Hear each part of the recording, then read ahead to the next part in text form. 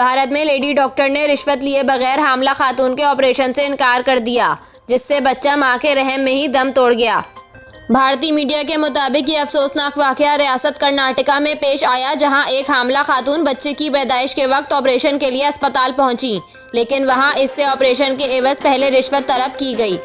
भारतीय मीडिया का बताना है कि मुकामी अस्पताल की गायनेकोलॉजिस्ट डॉक्टर पल्लवी ने हामला खातून से 10,000 रुपये रिश्वत तलब की, लेकिन खातून के अहले खाना ने रकम ना होने का बताया, जिस पर डॉक्टर ने खातून के ऑपरेशन से इनकार कर दिया। भारतीय मीडिया के मुताबिक हामला खातून संगीता मुकामी इलाके की रिहायशी और हाउसवाइफ है, जिसके ऑपरेशन के लिए खातून डॉक्टर ने 10,000 का इंतजाम बतौर रिश्वत करने के लिए कहा, लेकिन पैसों का इंतजाम करने में इसके अहले खाना को ताखीर हुई तो डॉक्टर ने ऑपरेशन रोके रखा।